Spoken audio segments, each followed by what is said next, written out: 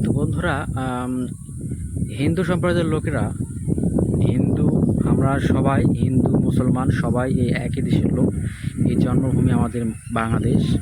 আমরা সবাই মিলেমিশে থাকতে চাই, কিন্তু এই রাজনীতিতে কারণে কিছু সংখ্যক লোক গুজব রটাচ্ছে এবং কিছু কিছু জায়গায় হয়তো বা সন্ত্রাসীরা তাণ্ডব চালাচ্ছে হিন্দুদের ওপর। তো হিন্দুরাও তো মানুষ, আমরাও মানুষ, হিন্দুরাও মানুষ। আমরা সবাই মিলে একত্রে বসবাস করব, তাদের উপর হামলা করার কী প্রয়োজন? তো ইন্ডিয়াতে হিন্দুরা বেশি, অনেকে এই সাতক্ষীরানে কোন জায়গায় দেখলাম, ভোমরা বর্ডারে সম্ভবত, ওখানে হিন্দুরা বর্ডারে গিয়ে যাচ্ছে আর বিএসএফ বলতেছে আমাদের পার করে নাও। হ্যাঁ, তো ইন্ডিয়ারা যে কত ভয়ঙ্কর আমি জানি। আমি ইন্ডিয়াতে গেছিলাম, আমি রাস্তায় বসে বন্ধুরা বসে আছি, তাই শব্দ হচ্ছে গাড়ি গেল। তো ইন্ডিয়াদের লোকজনরা কত ভয়ঙ্কর সেটা আমি জানি। আমি একবার মানে পালিয়ে, মানে বন্ধুদের পাল্লায় পড়ে মানে আনন্দ করে পালিয়ে গেছিলাম ইন্ডিয়াতে বর্ডার ক্রস করে। তো বিএসএফরা যে এত কঠিন, ধরা পড়ছিলাম ওখানে, আমার কানে চড় মারছিল, এই কান দিয়ে একবার বাম কান দিয়ে রক্ত বাড়িয়ে গেছিলো, পড়ে গেছিলাম 1 মাস, আমি কানে শুনতে পাইনি কিছু। বিএসএফরা যে এত কঠিন, ওরা বলে যে বাঙালি হারামখোর তোরা, বাঙালির নাম শুনতে পারে না।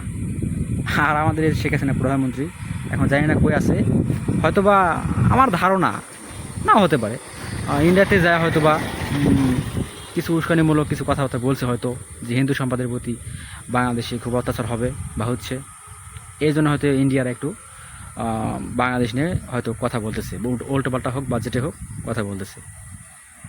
তো বন্ধুরা, যেটাই হোক, আপনারা হিন্দুদের প্রতি সহৃদয় হবে, মানে কঠিন হবেন না, কারণ হিন্দুরা মানুষ, আমরাও মানুষ, আমরা একই দেশে মানুষ, বাংলাদেশে জন্মগ্রহণ করেছি, আমরা সবাই অধিকার আছে শান্তিপূর্ণভাবে দেশে বসবাস করার। তো আপনারা কেউ দয়া করে হিন্দুদের প্রতি অত্যাচার করবে না। আর ফেসবুক ইউটিউবে আমি যেভাবে দেখতেছি, শিক্ষার্থীরা ট্রাফিকের নিয়মকানুন মানে নিয়মকানুন করতেছে, ট্রাফিকের কাজ করতেছে, খুব খুব সুশৃঙ্খলভাবে দেশের আইনগুলো, মানে ট্রাফিক আইনগুলো চলছে। তো এরকমভাবে যে পুলিশ প্রশাসনগুলো যে কাজগুলো করতো, আমাদের দেশের অবস্থা হতো না আজ।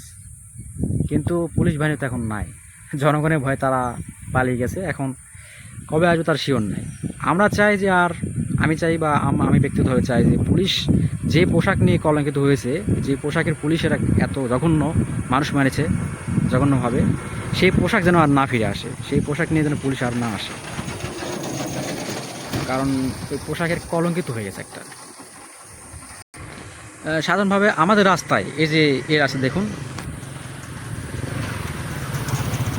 এই রাস্তাতেই মানে অনেক দূরে একটা বাড়ি আছে, জায়গার নাম হচ্ছে, যাই হোক বললাম না। তো ওখানে গাঁজা বিক্রি করে, গাঁজা এক লোক। হ্যাঁ, পুলিশেরা করে কি, ওনাকে না ধরে যিনি গাঁজা নেয় তাকে ধরে। আমি সাধারণ লোক, হয়তো বা বাজারে গেছি, গাড়ি টাড়ি পাচ্ছি না, রাস্তাতে হাঁটতেছি, হেঁটে মানে গ্রামে আসতেছি, পুলিশে ধরবে, আমার ধরে কই গেছিলি জিজ্ঞাসাবাদ করবে বা ধরে নিয়ে যাবে। আর কি স্বাভাবিক, আমার রাস্তায়, আমার গ্রামে, আমার এলাকায় আমি হেঁটে যাবো, হয়তো বা কোনো বিপদ আপদ হলো, আমি রাতে বের হতে পারি, তাও ভয়। তোরা যারা অন্যায় করতেছে তাদের ধর, কিন্তু না, গাঁজা বিক্রি করে তা ধরবে না, কিন্তু গাঁজা নিবে তাকে ধরবে, টাকা নেওয়ার বুদ্ধি। তাহলে পুলিশ হচ্ছে কতটা বাঞ্ছিত ভাবেন। বকা মুখ দিয়ে এমনি আসতেছে, কারণ কি বলবো আর, ওদের আমার ভালো লাগে না, খুবই খারাপ। তবে আন্দোলন করে খুব ভালো হয়েছে, আশা করছি আর পুলিশের জন্য না হয়। পুলিশেরা যে দাবি করতেছে না, এই দাবিগুলো যুক্তিসম্মত না। তো ওরা বলতেছে আমাদের সুরক্ষার ব্যবস্থা করতে হবে, পরিবারের সুরক্ষার ব্যবস্থা করতে হবে, এদের চিকিৎসা করতে হবে। কিন্তু তারা ভাবতেছে একবারও, হ্যাঁ, তারা কার কারণে পালিয়ে গেছে? জনগণের ভয়ের কারণে কিন্তু। আর জনগণ কিন্তু এমনি এমনি খেপে নাই, তারা কিন্তু অন্যায়ভাবে মানুষদের মেরেছে, যার কারণে জনগণ খেপে গেছে, তাদের মারছে। পুলিশের কর্তব্য হচ্ছে জনগণকে সেবা দেওয়া, জনগণের হেল্প করা, সাহায্য করা, আর সেই পুলিশই হচ্ছে মানুষের ক্ষতি করে।